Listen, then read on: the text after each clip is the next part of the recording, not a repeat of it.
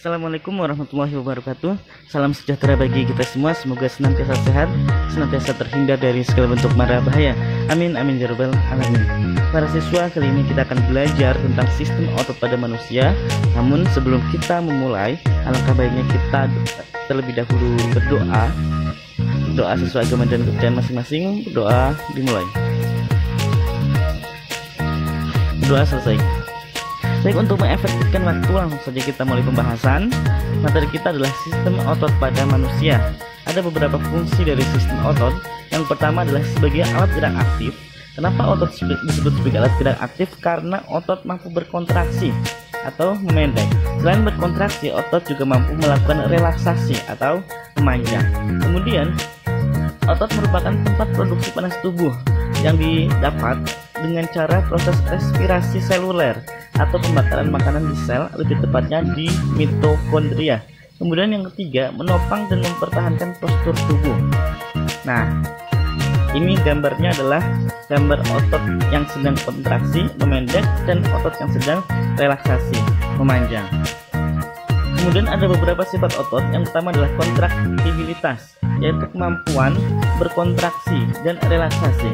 Yang kedua, ekstensibilitas, yaitu kemampuan meregang melebihi panjang otot saat relaksasi. Kemudian yang ketiga, eksitabilitas, yaitu merespon sangat cepat apabila distimulasi oleh impuls saraf. Kemudian yang keempat, elastisitas, yaitu dapat kembali ke ukuran semula setelah berkontraksi atau meregang. Ada 3 jenis sel otot. Yang pertama adalah sel otot polos. Nah, bisa dilihat gambarnya. Kemudian ada sel otot lurik. Nama lain dari sel otot lurik adalah otot rangka. Jadi nanti kalau misalkan di soal atau di ulangan atau di PTS, jangan bingung karena nama lain otot lurik adalah otot rangka. Kemudian yang ketiga adalah otot jantung. Nah, bisa dilihat gambarnya. Kalau otot polos bentuknya itu seperti gelondong, kemudian intinya satu di tengah. Apa itu gelondong? Nanti akan dijelaskan di slide selanjutnya. Sedangkan kalau otot lurik, nah otot lurik dan otot jantung memiliki bentuk yang sama, yaitu sama-sama silindris.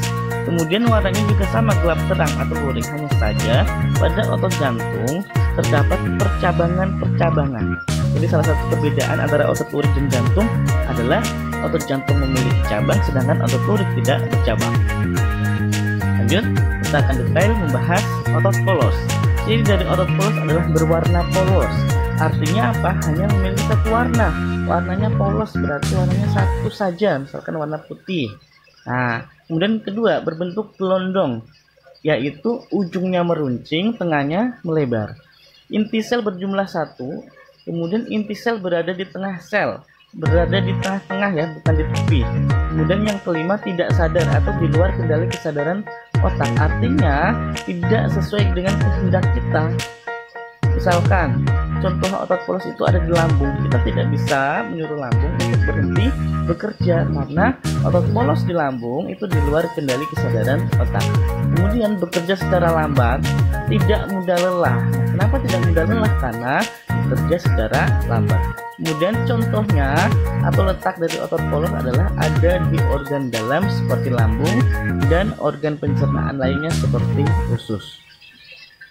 Lanjut, kemudian otot lurik berwarna lurik. Nah, apa itu lurik? Lurik itu artinya gelap terang, hitam putih. Contoh warna lurik itu zebra cross atau zebra itu sendiri.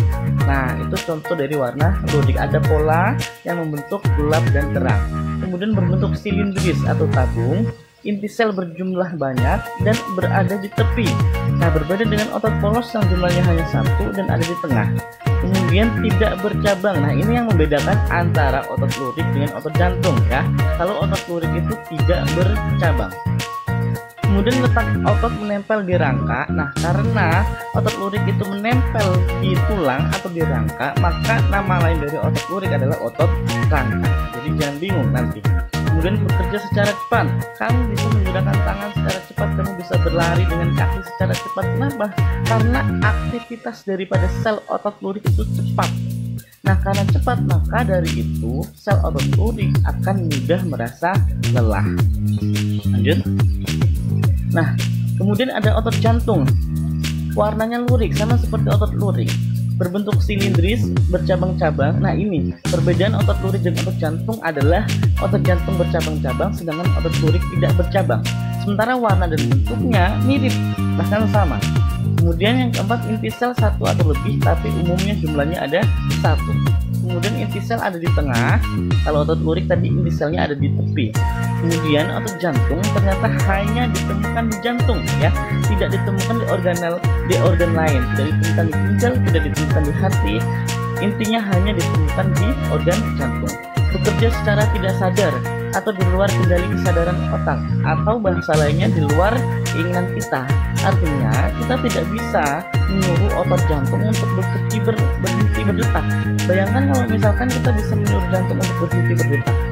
Nah, makanya walaupun kita tidur, walaupun kita makan, walaupun kita beraktivitas, jantung akan terus bekerja karena tidak di bawah kesadaran otak.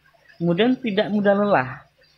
Bayangkan kalau otot jantung mudah lelah, nah nanti jatuhnya adalah gangguan otot jantung. Kemudian bergerak ritmis berirama. Nah, inilah yang dikenal dengan istilah nanti menciptakan denyut jantung. Nah, karena ada pola iramanya. Kemudian ini ada beberapa informasi seputar otot. Otot lurik atau rangka disebut juga dengan daging. Artinya kalau kamu makan daging ayam, itu artinya kamu sedang makan otot lurik ayam. Kalau kamu makan sate kambing, berarti kamu sedang makan otot lurik kambing. Kemudian otot jantung hanya ditemukan di jantung, dan otot ini akan terus bekerja hingga orang yang bersangkutan meninggal. Artinya jika yang bersangkutan belum meninggal, maka otot jantung akan terus berkontraksi dan berelaksasi. Kemudian otot polos merupakan penyusun utama organ dalam seperti dinding lambung, usus. Nah, artinya kalau kamu makan seperti soto babat atau sate usus, artinya kamu sedang mengkonsumsi otot polos. Nah, ada beberapa sumber energi bagi otot. Yang pertama adalah ATP. Nah, kalian harus mulai mengenal istilah ATP, ya. Walaupun masih SMP, kalian harus mulai mengenal istilah ATP. Karena istilah ATP ini nanti akan menjadi konsumsi sehari-hari jika kalian masuk ke SMA. Nah, sumber daripada energi otot yang pertama adalah ATP, di mana nanti ATP akan berubah menjadi ADP, kemudian berubah menjadi AMP. Nah, fosfat yang dilepaskan dari proses pembentukan AMP dari ATP nanti digunakan sebagai sumber energi. Kemudian yang kedua sumber energinya adalah kreatin fosfat, dan yang ketiga adalah glikogen. Nah, lanjut. Nah, kadang kita merasa pegal jika kita selesai melakukan olahraga yang berat. Misalkan kita habis lari atau kita habis olahraga senam, sepak bola, basket, dan lain sebagainya. Nah, kenapa kita bisa merasa pegal-pegal? Hal ini dikarenakan saat kita berolahraga, maka kebutuhan oksigen kita sangat tinggi. Nah, karena kemampuan paru-paru terbatas, sehingga sel-sel otot akan mengalami kekurangan oksigen. Akibatnya apa? Akibatnya sel-sel otot akan tetap menghasilkan energi, namun tidak dengan bantuan oksigen, yaitu melalui proses yang dikenal dengan istilah fermentasi asam laktat. Nah, ternyata fermentasi asam laktat ini nanti menghasilkan zat yaitu asam laktat yang akan tertimbun di otot sehingga nanti otot merasa pegal. Nah, kenapa kalau kita habis olahraga biasanya diminta meluruskan kaki, diminta meluruskan tangan? Ternyata asam laktat ini akan kembali menjadi glukosa atau hilang jika ada oksigen lagi. Nah, tujuan kita meluruskan kaki setelah berolahraga adalah supaya suplai oksigen ke kaki kita, ke tangan kita menjadi lebih lancar sehingga lebih cepat mengurai asam laktat. Lanjut. Nah, ini ada beberapa bagian otot lurik. Nah, untuk otot lurik bagian-bagiannya, bagaimana sistem kontraksi otot lurik nanti ada di slide video yang bagian 2 ya. Jadi bagian otot lurik, kemudian bagian-bagian sarkomer, mekanisme kerja otot lurik nanti ada di video bagian kedua. Nah, kemudian ini Bapak akan jelaskan tentang sarkomer terlebih dahulu. Nah, bisa dilihat ya, sarkomer itu adalah unit kontraktil terkecil yang terdiri atas zona gelap dan terang. Nah, kenapa otot lurik nanti berwarna gelap terang? Karena otot lurik tersusun atas filamen tipis yaitu aktin dan filamen tebal yaitu miosin. Nah, aktin dan miosin yang saling bertumpang tindih inilah yang menyebabkan otot lurik menjadi berwarna gelap terang. Nah, nanti setiap sarkomer akan terbagi menjadi beberapa bagian. Nah, sekarang coba kalian lihat garis Z. Satu sarkomer dengan sarkomer lain nanti akan dipisahkan oleh garis Z ya. Artinya satu sarkomer berada di antara dua garis Z. Nah, kemudian nanti ada pita I. Nah, pita I itu kalau digambar itu yang warnanya biru ya, dimana pita I itu hanya meliputi aktin saja. Jadi kalau pita I itu hanya aktin saja, sedangkan kalau pita H, zona H, bisa dilihat zona H, kalau zona H itu adalah hanya miosin saja. Tapi kalau zona A, yaitu zona di mana miosin dan aktin tumpang tindih. Nah, bisa dilihat ya.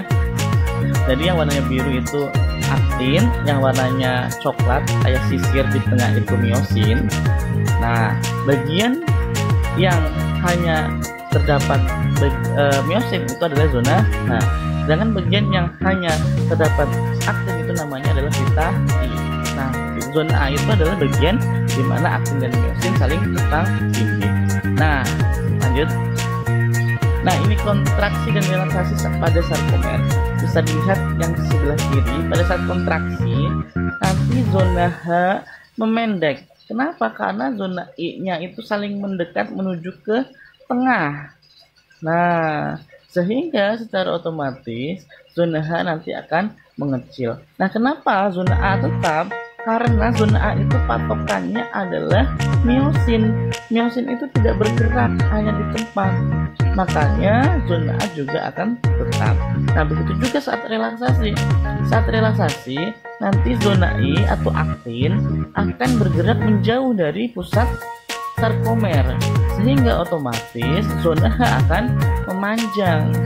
Nah, zona A juga tetap, ingat ya, zona A tetap karena patokan dari zona A adalah miosin itu sendiri yang ada di pusat, yang di tengah, dimana miosin tidak berubah tempat. Nah, ini kontraksi otot lurik, nanti ada di video kedua juga biar lebih detail. Nah, mekanisme kontraksi otot juga nanti ada di video kedua, nanti bisa dilihat di video kedua. Ini masih mekanisme kontraksi, bisa dilihat video kedua, ini juga masih sama. Nah, ini baru. Pokoknya nanti video tentang mekanisme kontraksi otot ada di video kedua ya. Bapak pisahkan sengaja karena durasinya cukup lama. Nah, nanti kalau kelamaan kalian bisa bosan, makanya Bapak bagi menjadi dua bagian. Nah, sifat kerja otot nanti ada dua. Yang pertama adalah antagonis atau saling berlawanan. Maksudnya gimana? Maksudnya adalah jika salah satu otot berkontraksi, maka otot yang lainnya akan relaksasi. Contohnya, kalau kita menepuk siku, maka otot bisep akan berkontraksi dan secara bersamaan otot tricep akan berelaksasi. Nah, kemudian yang kedua yaitu gerak sinergis atau bekerja sama, dimana kalau satu otot berkontraksi, otot yang lainnya juga berkontraksi, dan sebaliknya, jika otot yang lain relaksasi, maka otot yang lainnya juga relaksasi. Contohnya adalah gerak saat menelungkupkan tangan, dimana saat menelungkupkan tangan ada dua otot yang bekerja, yaitu pronator teres dan pronator quadratus, dimana keduanya sama-sama berkontraksi. Lanjut. Nah, ini ada beberapa macam gerak yang dibentuk, yang diciptakan akibat aktivitas otot. Yang pertama adalah pronasi. Nah, pronasi itu bisa dilihat seperti gambar, yaitu gerak menelungkupkan tangan. Kemudian yang kedua supinasi, yaitu gerak menengadahkan tangan. Nah, kalau Bapak dulu cara mengkalinya, kalau supinasi minta sup sama nasi. Nah, kalau minta sup sama nasi kan biasanya tangannya ke atas ya, ini ada tangan. Nah, cara ngafalin saja. Kemudian elevasi dan depresi. Kalau elevasi itu naik, depresi itu turun. Nah, cara ngafalinnya gimana? Kalau ngafalin, kalian lihat orang yang depresi itu pasti nanti kepalanya nunduk. Nah, menundukkan kepala itu adalah contoh daripada depresi. Menurunkan kepala itu adalah contoh dari depresi. Contoh lainnya misalkan ketika kamu mengangkat rahang bawah ke atas, turunkan, atau saat membuka mulut ya. Nah, itu merupakan contoh dari elevasi dan depresi. Lanjut. Nah, kemudian abduksi dan abduksi. Nah, bedanya apa? Bedanya cuma huruf D sama B. Nah, kalau abduksi itu menjauhi dari sumbu tubuh, kalau abduksi itu mendekati ke sumbu tubuh. Kalau Bapak dulu hafalinnya abduksi yang ada dua huruf D. D itu dekat. Nah, jadi kalau abduksi artinya mendekati sumbu tubuh. Itu cara ngafalinnya. Kemudian ada inversi sama eversi. Nah, in artinya dalam, berarti apa? Mengarahkan bagian ke dalam. Kalau eversi, lawannya in berarti keluar. Nah, menggerakkan ke arah keluar. Misalkan lihat kakinya. Jadi kakinya nanti kalau di atau posisinya sedemikian rupa sehingga telapak kakinya ke arah dalam, namanya inversi. Kalau telapak kakinya ke arah luar, namanya eversi. Kemudian ada fleksi dan ekstensi. Kalau fleksi artinya membengkokkan. Contohnya kita membengkokkan siku, membengkokkan lutut. Nah, kalau ekstensi berarti meluruskan. Yang tadinya sikunya dibengkokkan, diluruskan kembali. Nah, itu namanya ekstensi. Baik, sekian, terima kasih. Assalamualaikum warahmatullahi wabarakatuh.